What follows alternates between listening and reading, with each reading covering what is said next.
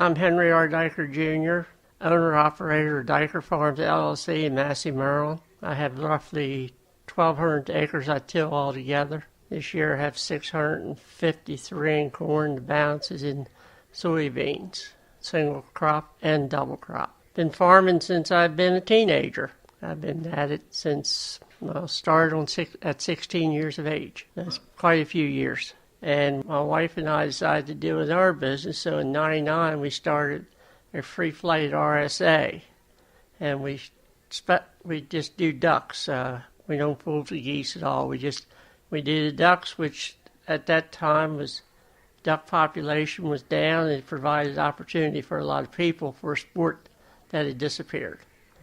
And within that time, to promote the hunting business for youth, which is disappearing very rapidly, anybody 13 and under, we allow to go for free. There's no charge for them, which is a way to try to promote conservation and hunting and to get them in the field and let them know the background of what used to exist.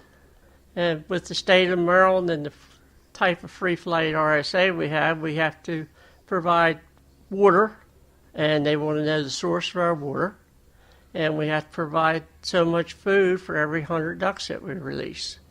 This year we've released 8,000, which when you figure if people come here, then it's 8,000 less wild ones they're hunting for. And that's the way we view it, We're helping save the wild birds too. So what we don't harvest goes to Canada and back down the flyways to other places.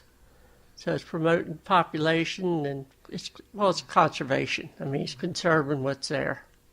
And we have impoundments, which these impoundments on years like this, when you have all the flood rain, slows down the flow of the water to Chesapeake Bay. So the settlement is caught at this end and not at the other end. It's a win-win all the way around for agriculture. Get into the risk management on crop insurance. In this particular area of Maryland, one of our main risks is deer. Outside your irrigation pivot, you have your dry weather.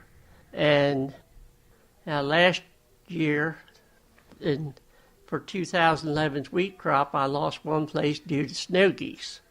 They come in on it when we were thawing in the spring and pulled it up.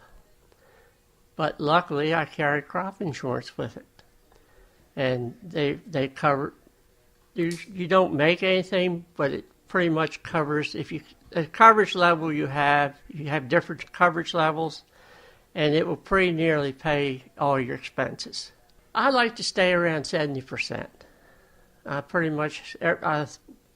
got irrigated corn, I go to 75, but the rest I stay at 70, because your potential for your crop when you irrigate is so much higher.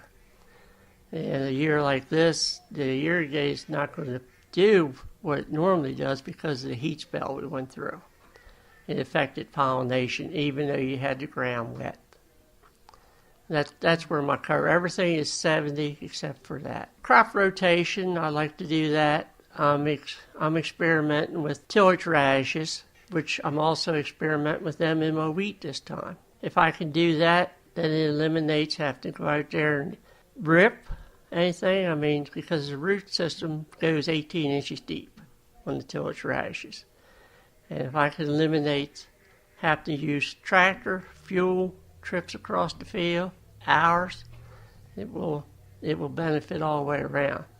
Now, some places that I know years and years ago, before my time, they put in these clay tiles, which are only about 10 inches deep and if you go out there with any kind of deep tillage, no-till ripper or regular ripper, you're going to bust them and do away with the drainage system that's been there.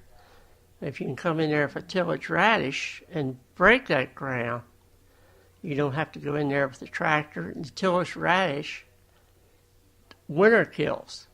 So therefore you alleviate the need for a burn-down spray in springtime.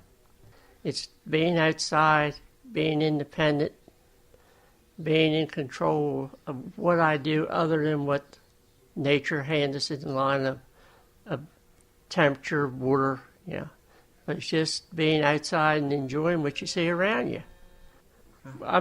We're proud of what we have. Takes a lot of work, but we're proud of the operation.